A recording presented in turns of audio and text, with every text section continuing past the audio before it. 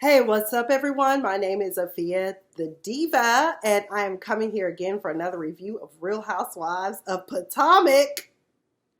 Did y'all get into this episode called Showdown at the Hoedown? Clankity-clank, clankity-clank, better help your husband with that bar soap, Ashley.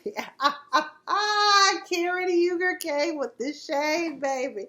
I tell you, Karen might be an older, mature woman, but she sure be bringing it and giving it and serving it, honey, on this show. If this is your first time here, please be sure to subscribe to this channel. My apologies for the delay in getting these videos out. As I've explained in the previous ones that I've posted, I have been under the weather, working on a production for a friend who put together a great short film. I can't wait to share that project with you guys. And then ultimately ended up going to urgent care this past Wednesday because I have bronchitis and sinusitis. And hopefully I can get through this review without coughing because I had a few issues with coughing and all that good stuff. But I feel so much better. I may not sound, I still have a little congestion going on, but nothing that Mucinex can't hook up. So in this episode, all kinds of chaos and disorder erupted at Sunny Hills Farm. I said it might be Dark Hills Farm after these ladies leave Katie's farm. I had forgotten that Katie had talked about her farm and how she had bought this farm some years ago when she first came on the show in season 1. And now it has become clear why Katie head be looking the way it do. Cause let me stop. Because apparently this farm is so old until I guess she never bothered to pay for an upgrade to have like AC or whatever put in it. So she kind of just lets nature take its course and I guess maybe use fans or whatever. But before I delve too much into that, let's get some of the basic stories out of the way. Giselle's offer on her house was accepted. She put in for $900,000. They were asking for $1.2 million. But because this is a house that's going to have a lot of work done to it and a lot of rehabbing, I guess the owners were like, we better get out while we can and take what we can get, right? So her and Robin meet up at this housewares store where she's trying to pick out things for her new home and all this stuff. And Robin is like, I don't know if you really want to go there. I don't know if she's really ready and prepared for that undertaking. Because, you know, Robin now has some experience about buying an old home and rehabbing it. Honey, that house you got it. I think honestly it would have been best just to tear that all the way down. Instead of gutting it out, you should have just torn it all the way down and built a new property on the property. You know, you got the land. Granted, the land is taxable. I don't understand that concept. So anyway, she calls it the House of Bryant. I wouldn't start putting names and monikers on my property because, quite frankly, we all know how Chateau Charest turned out. Because for the longest, it was Chateau She Can't Pay, amongst other things at Kenya Moore. And, you know, we had Moore Manor. But Kenya actually, I guess, had the funds to get her home completed and developed, which it is, from the outside looking in, it does appear to be a very lovely home, and so does Charest. I had driven by there before, but then I put two and two together. I'm like, this got to be Kenya and Charest's house, because I remember Charest and Kenya's homes are down the street from each other. So they're right there in Buckhead, but they're like right on the edge of the Buckhead Marietta line right there.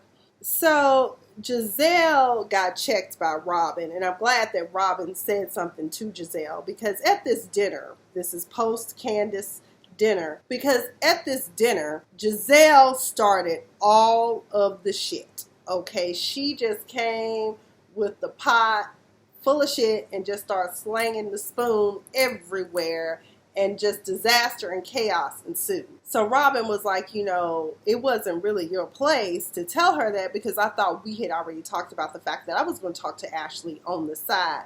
So you kind of had a hand in how this dinner got out of control. And Giselle was like, you know what? You're right. I was wrong. I was petty.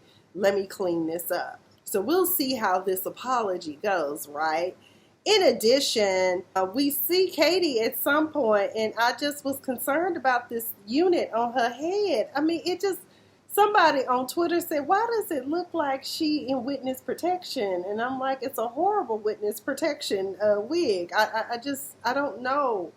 It just looked like the hoedown had already occurred on her head. Is she okay? Like, is Katie really okay? Chris and Candace. Now, Candace is having a lot of issues, and I think that therapy is kind of like, for her, it's kind of opening up a lot of realizations for her about her and the truth about her and her mother's relationship.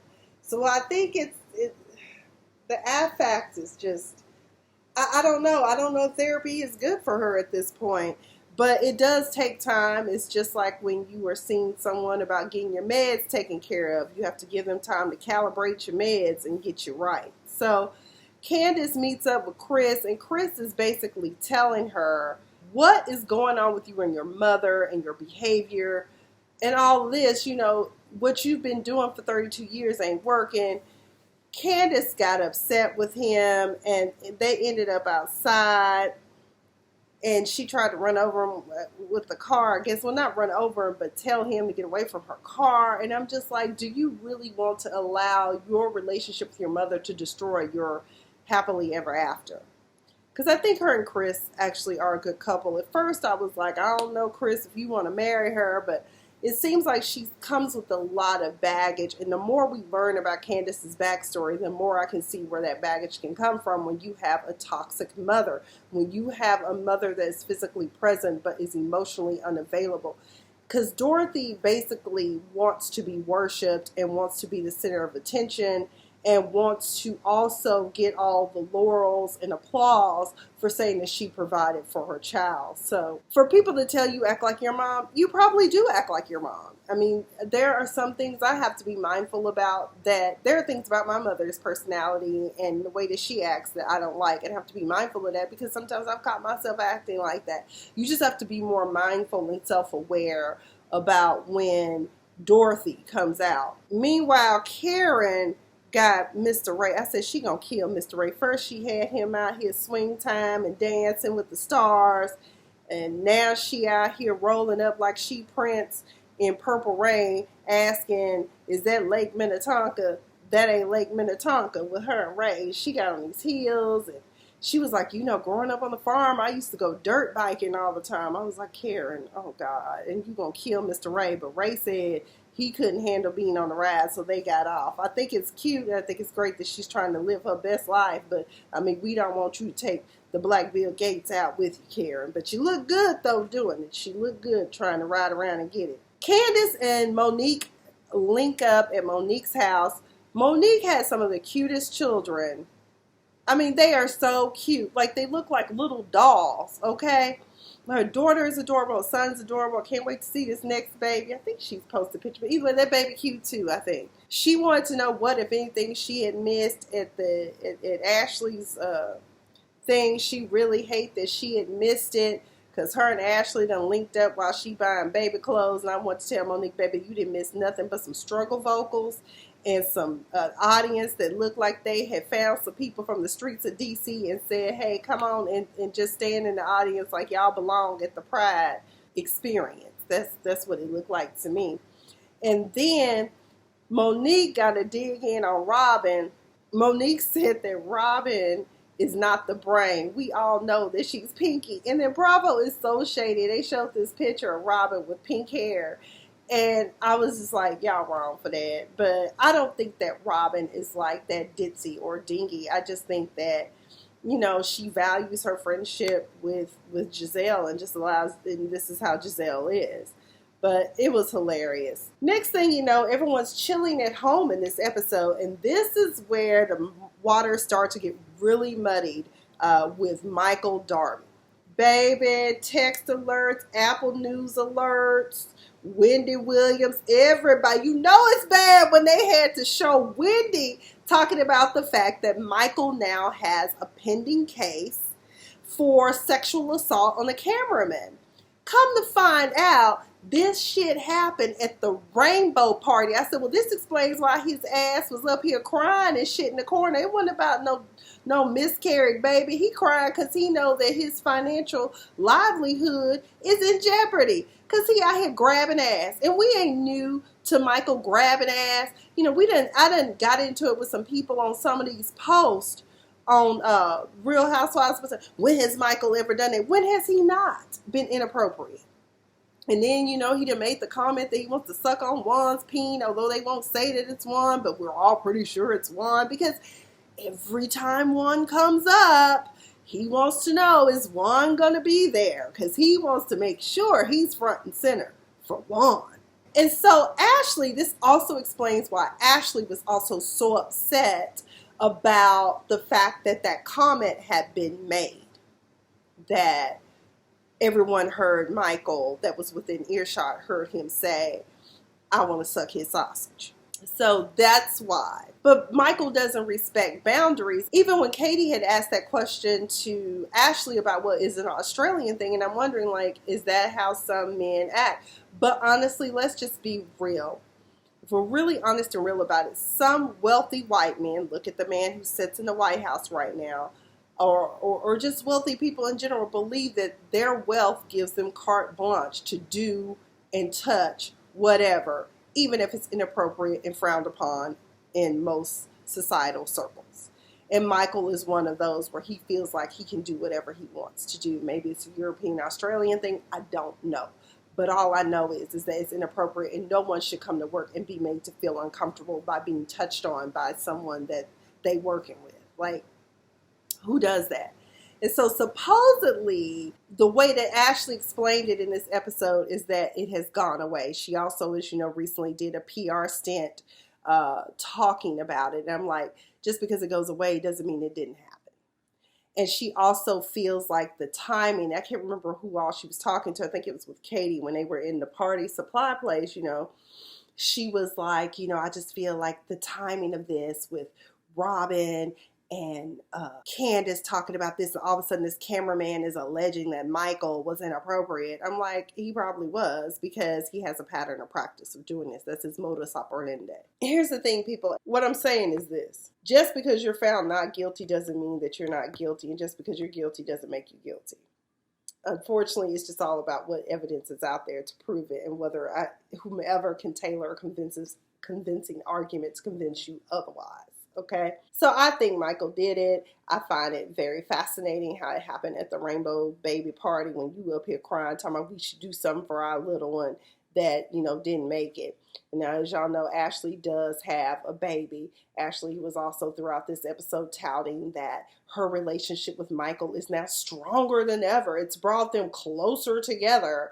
And I'm just like, it's bullshit. I think you probably, in my mind, in my formulation, how manipulative Ashley is, Ashley probably was like, well, you know what? Just give me a baby and, I'll just stand by your side, boo, because I need my bag secure.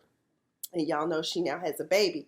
Ashley also has been going around on social media saying that she's going to come up out of her peace bubble with the baby on this reunion that they are now, I guess, preparing to tape or whatever.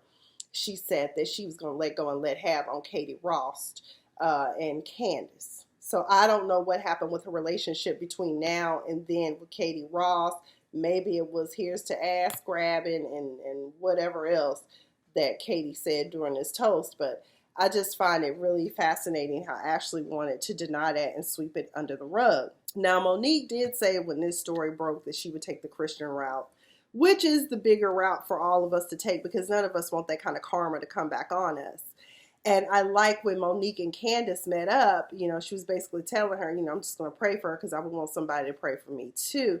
But we cannot say, and as Candace pointed out too, that she also did this to you at the time when she was accusing you of being a drunk and all this stuff. So everyone gets their comeuppings at some point in life.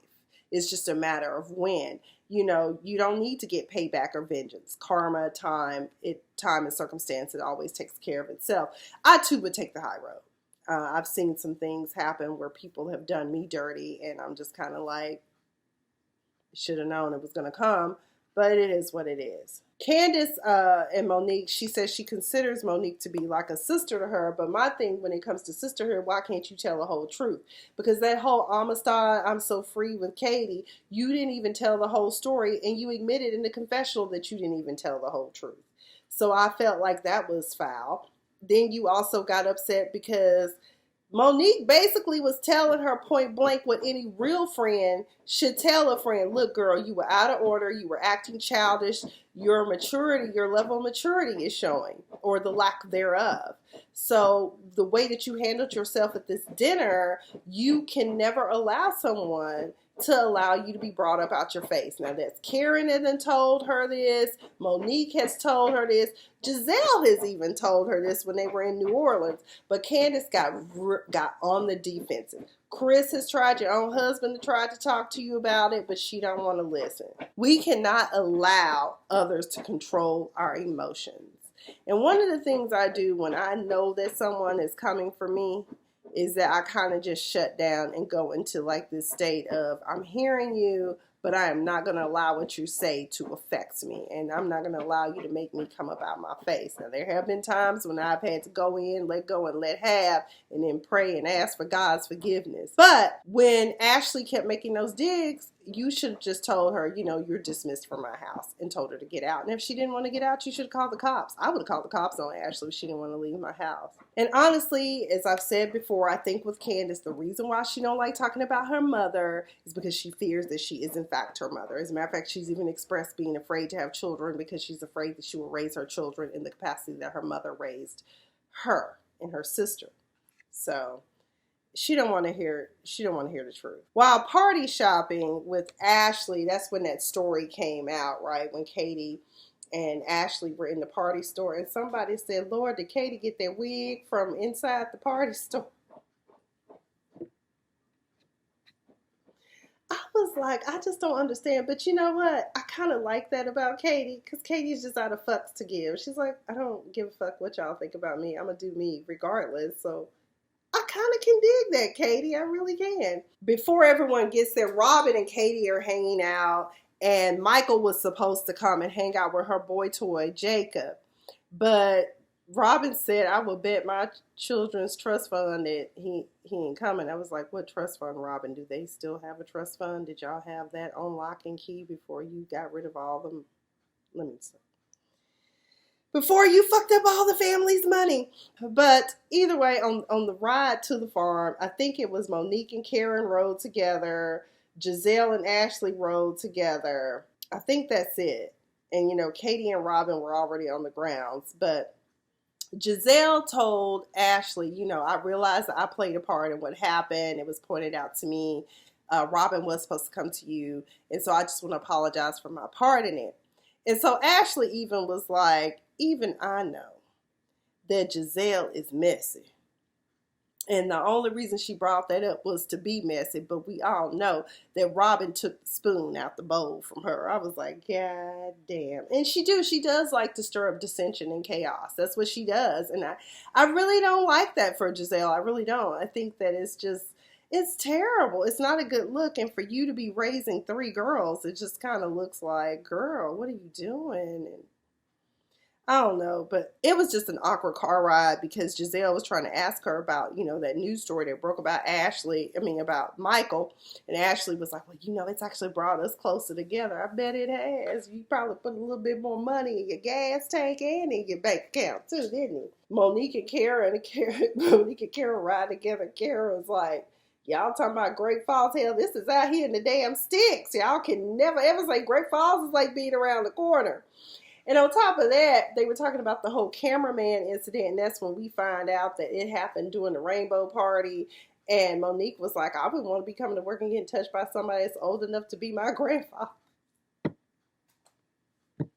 I was like, oh no. So when they get to the farm, to the Hoedown, you know, we meet Katie's mom and we meet her neighbor, and I think it was Annabelle. I feel so bad for that lady because I was like, girl, you ain't never seen nothing like this before in your life. Get ready, put on your seatbelt. You are not going to be prepared for this Hoedown that's about to go down. So Ashley was out, you know, like some people will do where they fake it. They're like, oh, hey girl, how you doing? Oh my God. But meanwhile, everyone's looking at you like, girl, your man has been inappropriate again with another man. Like, how are you doing, girl? You really okay? And so they start to play the games like cornhole, tug of war. And Giselle said, I don't know how many people caught that, but she was like, I don't know how to play these games because this is what kids play and I'm not a kid. And I was like, were you not raised as a child? Like, you've been given adult things your whole life? Like, everyone played this stuff on field day, and I don't think Giselle is that much older than I am. So I'm just like, girl, stop, please, just stop. So you've been grown your whole life, your whole life. So at the table, when they're getting ready to break bread, which we all know at every table scene in reality TV, right, that some shit always has to go down damn near every time, guaranteed. Let the fireworks begin. Let's set this shit off. Candace takes the mature route after getting counsel from her big sisters and them telling her, it might be appropriate for you to apologize. She apologizes and says, she's really sorry for her behavior and what happened at her home. And, she doesn't want anyone to ever feel unwelcome or uncomfortable in her home.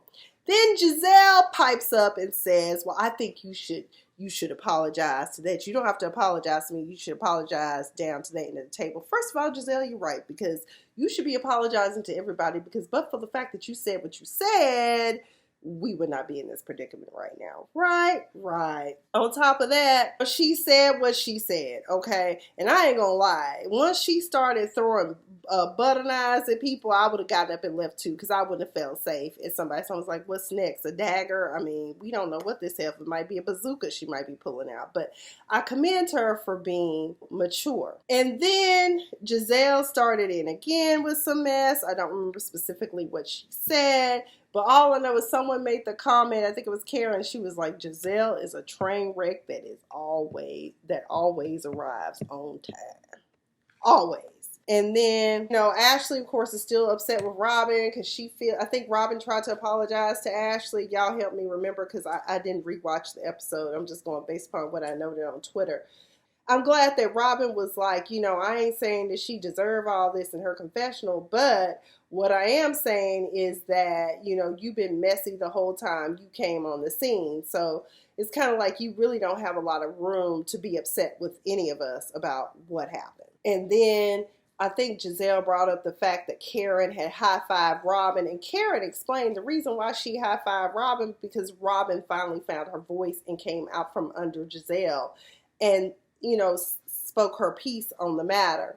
And so my thing is, what pissed me off with Giselle, because Ashley was like, yeah, Karen, I heard you were saying some things after all those words of encouragement you gave me, and I heard you were talking about me. I was like, she didn't even give Karen an opportunity to say what she said. And then next thing you know, that's when Karen had to throw her words back on her when Ray was going through his IRS. She was like, well, I heard the IRS said something about you. She was like, I know you ain't talking to me. I heard your husband getting criminally prosecuted, and clankity-clank. You better help him pick up the soap. Oh, he dropped the soap. But I'm like, Michael probably would be okay dropping the soap, and if something happened to him in the showers, he would be okay with that, actually. So it's not actually a bad thing. Clankity-clank. Clankity-clank. Meanwhile, on the sidelines, while all this shit is going on, because I think Katie had kind of asked for peace and blessings, and she blessed the food and said, here's the ass grabbing and barbecue or whatever. But it just became a mess. Next thing you know, Candace is getting into it with everyone, and everyone's trying to tell her she need to keep her mouth closed and stop always trying to dig in at people. Her and Monique almost came to fisticuffs. I was like, Monique got a fucks to give when she pregnant and just is ratchet as hell. But see, Candace said something about Monique, and I said, I bet this is going to come up during the reunion, where she was talking about how ghetto and ratchet Monique can be. So I'm not the one that's ever said that. And I'm just like, girl, but you being ratchet as hell right now, too. And so basically, Monique told her eventually, I'm going to drag you in this bitch. And it was like, everybody was telling her, you just don't listen to people. And then Monique was like, that's why you standing over there by yourself now. But Candace really pushed Monique's buttons. I was like, please don't get that upset, Monique. It ain't worth it. And basically, that's pretty much was the episode. Ultimately, Candace had to realize that, yes, she has been a little bit immature and inappropriate, and her and Monique apologized to one another. But Candace, I really want to see her shine. I like Candace, even though she is spoiled, but she can't help if she is spoiled. But she can learn now that these things are being brought to her attention. It's not to be critical as in to put her down, but it's to help her work on her own uplift. When people are coming from a place in their heart and not just a place of meanness. You know that. But I really am disappointed with Giselle and how Giselle handles all of this. But maybe they told her, we'll pay you some extra to be the messy one, to be the charade of this show. Kind of makes you miss Charisse, doesn't it? But Katie, I now understand why you don't have AC or why, your hair issues are there. But I'm just like, girl, maybe you could have somebody come and put in some modern day AC for you. I don't know. Maybe get a portable AC then. I don't know. Costco sells them cheap from what I understand. But it just turned out the Hoedown it turned into a damn near showdown and shootout. I was like, is somebody going to challenge somebody to a duel? But that's all I've got for this episode. Looking forward to this week's episode coming up. My apologies again for the delay in getting these out. Diva's been under the weather and working on a project. Y'all pray for me. I am really on struggle these days. And so I'm just kind of like trying to do this to keep myself in a positive mind. But there's a lot going on, just a lot going on. That's probably why I got sick, because I've been stressed out about some stuff. But that's neither here nor there. Just keep me lifted. Again, if this is your first time here on this channel, please be sure to subscribe. Everything I do will be down in the description where you can find me on social media. In addition, don't forget to listen in this week for A Diva Disturbed on Tuesday nights from 9:30 p.m. to 11 p.m. on BFAM 109.6. That link will be down below in the description as well. This week's guest is comedian Shaq D. He'll be dropping by with some ghetto gospel and also talking about the show that he produces called the All Black Comedy Show. That's a live comedy show that features some of this country's hottest comedians. Either way, that's all I've got, people. Thank you. I've been Miss Sophia the Diva. Chin ups, buttercups, and stay fabulous.